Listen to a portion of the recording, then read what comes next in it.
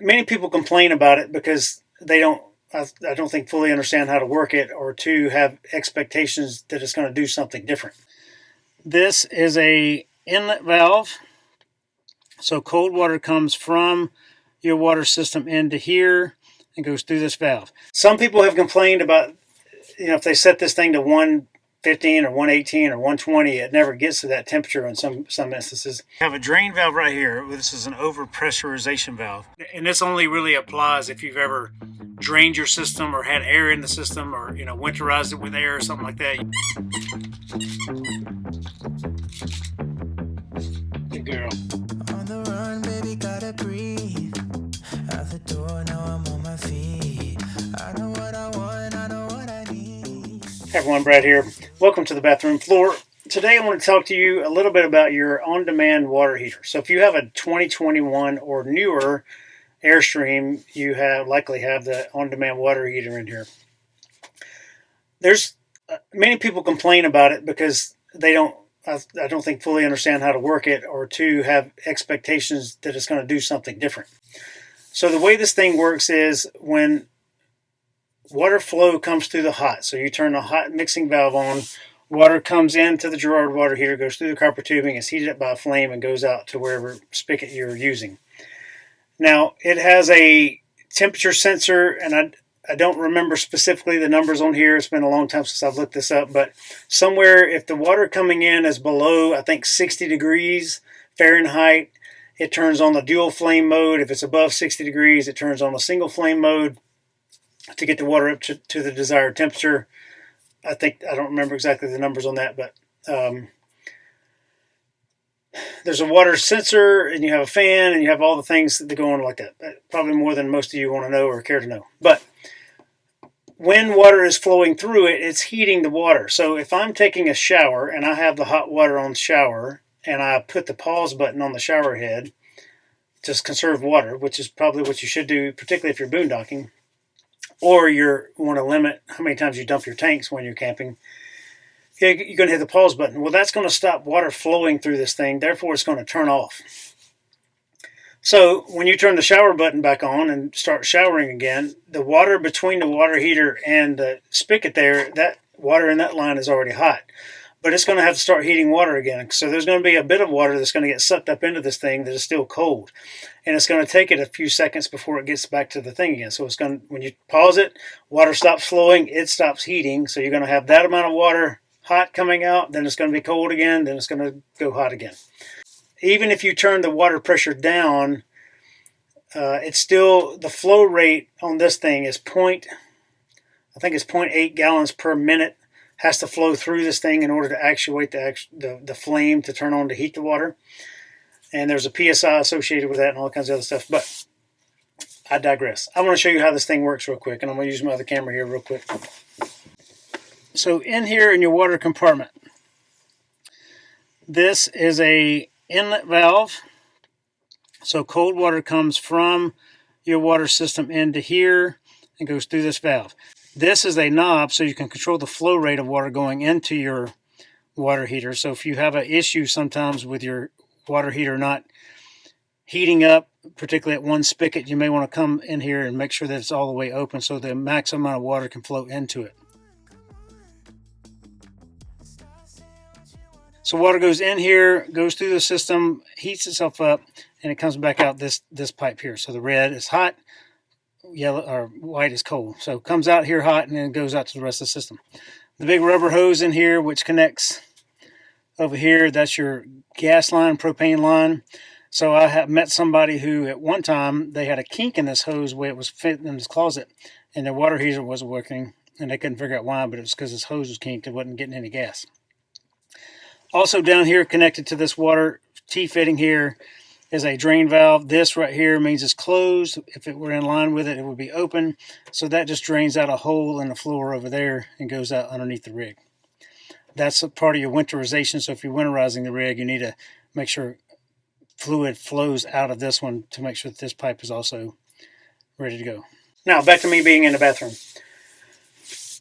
the basic explanation of the water system and how it works: it turns on, it heats water on demand. So as the water is flowing through it on demand, it heats the water. But if it's not flowing through there, it doesn't heat the water. Some people have complained about, if they set this thing to 115 or 118 or 120, it never gets to that temperature in some instances. And that's probably true because the water coming in may be too cold for the time it takes to get through there. So that's one thing you could check your control valve here. If you slow the rate of water going in, it has more time to heat the water up. If you open it up wide, it's going to go through faster. So with some stuff you can play with, maybe this knob down here, this control knob, if you set your water temperature up there to a specific thing, turn this knob down here and see if you can get it to reach that. So there's some adjustments in there that you may be able to make. But it's really not that important. To me, I set it at 124 and it gets hot. It's hot enough for me. I don't need to worry about it.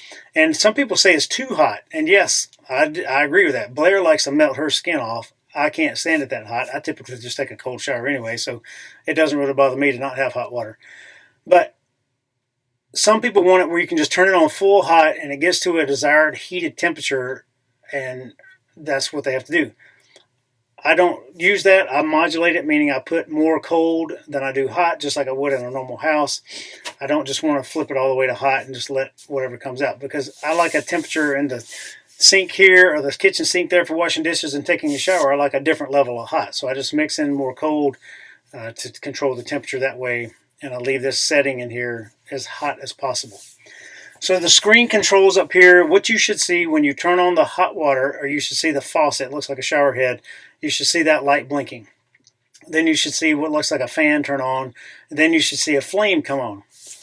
That means, and you can hear all those things happen when you do turn the water on. But winter camping, you may be in here, you may hear the heater come on with no water on, and that's fine. It's protecting itself from freezing. So it's going to be FD, I believe what it says on the screen.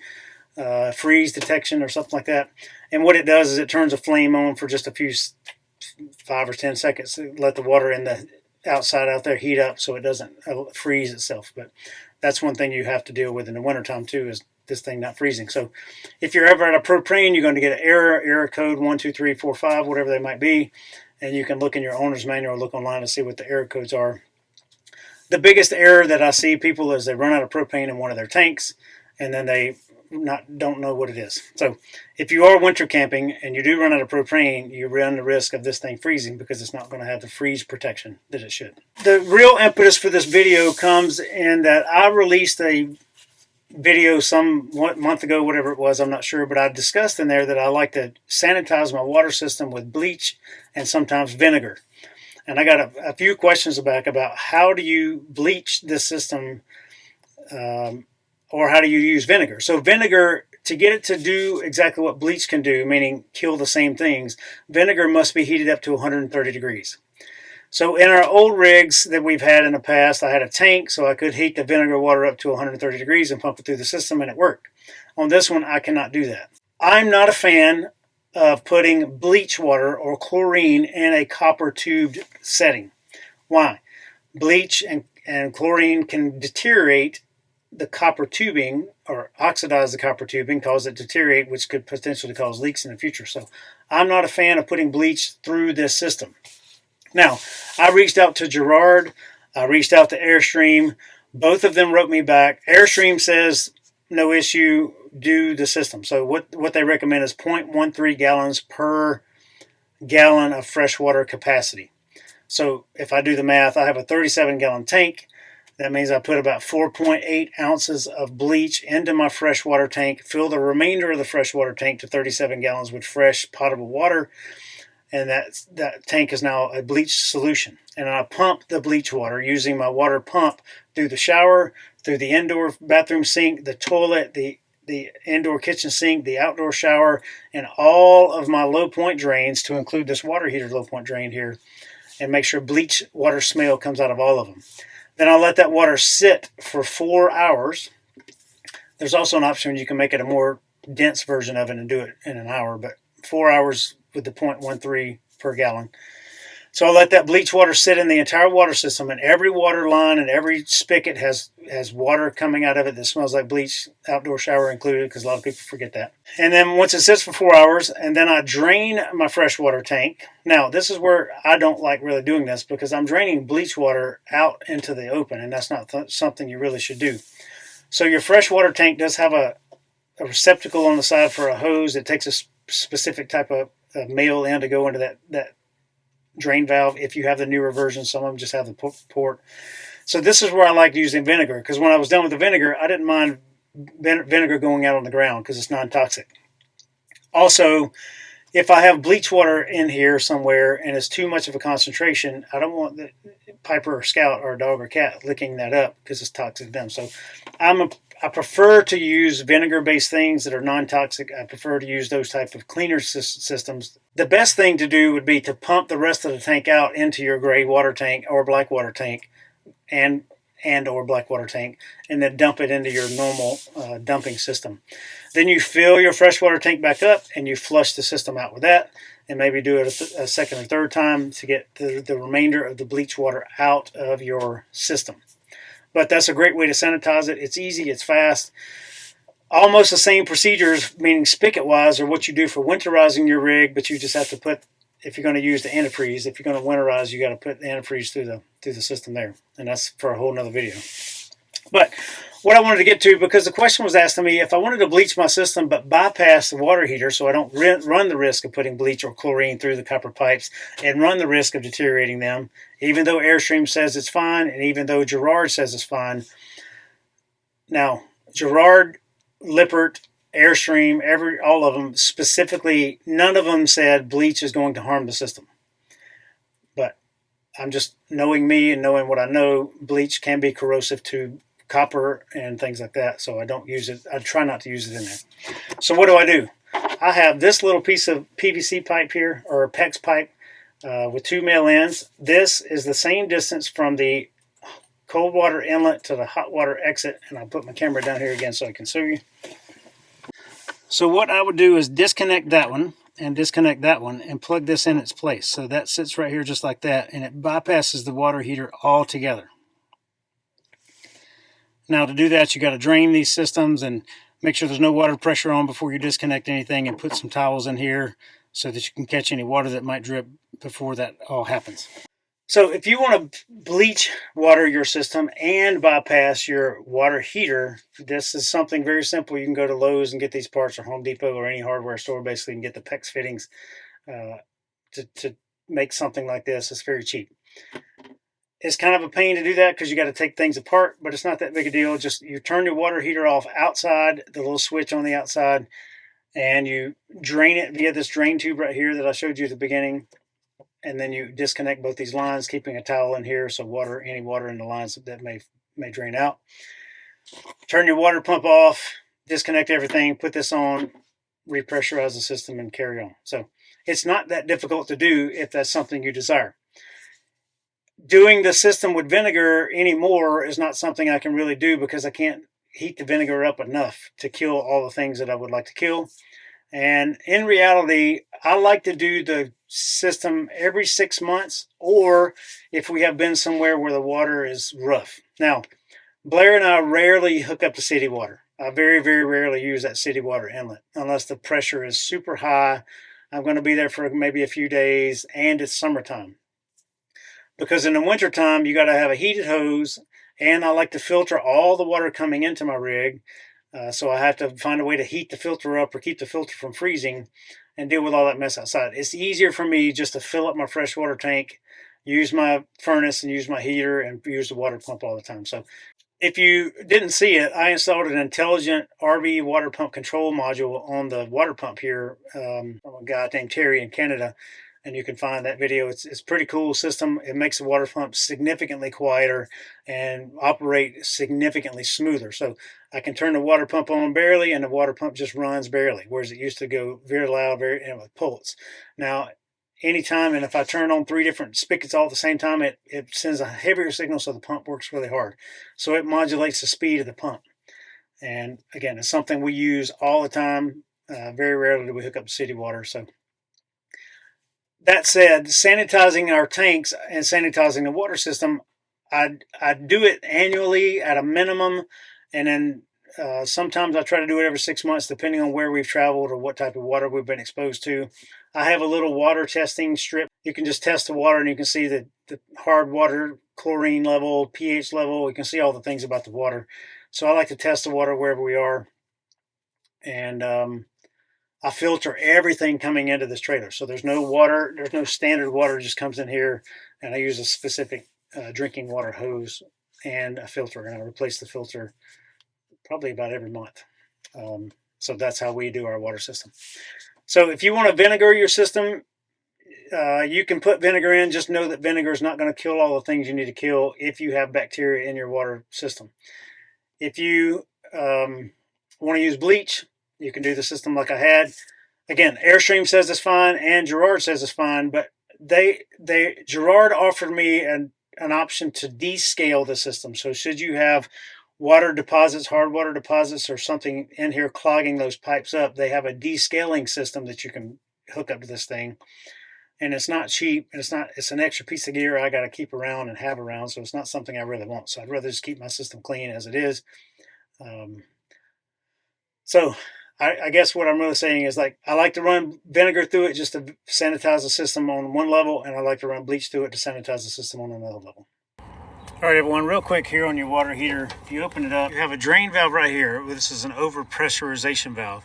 So should the system get too hot, it'll overpressure and come out the spigot here, and you can always test that by pulling on it right here and see the water come out. You can open it up all the way, and that's something you should do for winterization. Right here is your outside on-off switch. This actually powers the entire system down. So if you ever have an issue, come out here and make sure it's on, and also check this glass fuse right here. That may be something that's off as well. And then keep this area free and clean of debris and dirt, particularly your exhaust. One thing I forgot to mention earlier when we were discussing showering and water pump and all those type things was the water pump itself. I've had people reach out to me and be concerned about the water pump burning up, or using it for too long while they're showered or doing dishes and using the outside shower and things of that nature. And I will tell you that I have seen people do this, not on purpose, it was an accident, but run those water pumps dry, and the pump keeps on pumping for a long time after. And the one scenario was someone was in a park and accidentally left their spigot on, the water pump running, and it just pumped the whole tank dry and then just continued to pump. And I don't know how long it pumped, but it was more than an hour dry. The water pump was just running, and no ill effects on the pump at all. And I've heard of technicians tell me that they've done the same thing or seen the same thing multiple times over. So these water pumps are extremely robust, except in the winter time. If you let any water get in there and freeze, you can mess with that diaphragm there and it'll stop working. Another thing is, some people don't realize the water pump may still be functioning, but they need to prime it. And this only really applies if you've ever drained your system or had air in the system, or winterized it with air or something like that. You may have inadvertently caused an air bubble inside the water pump, causing the diaphragm to mess up. But if you ever have the issue, the water pump is sounding and it sounds like it's running, but it's not doing anything, maybe you can prime the pump. And again, the easiest way to do that, remove the shower head and then suck on the shower hose like you're siphoning gas out of an old gas tank until you get water out, and then try it again. And that would typically prime the pump enough for you to use it. But these things are extremely robust. If you have questions about how, why, or what we do, please feel free to write in the comments or send us an email via the contact us link on our website, and I will gladly write you back or make another video about it. Most of these videos come because people ask me questions. So I appreciate the questions, and I appreciate what you ask, and I appreciate the opportunity to help you out. The water pump, every single time I get a camera out, Piper drinks water or starts chewing on a bone. Every single time. All right. Or using the outside shower. Piper, can you wait just a minute, please?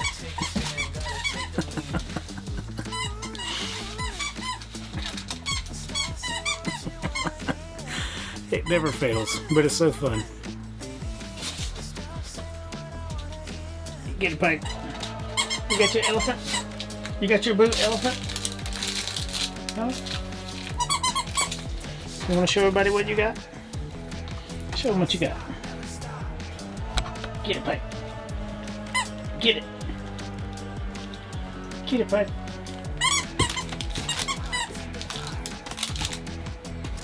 Good girl. Good girl.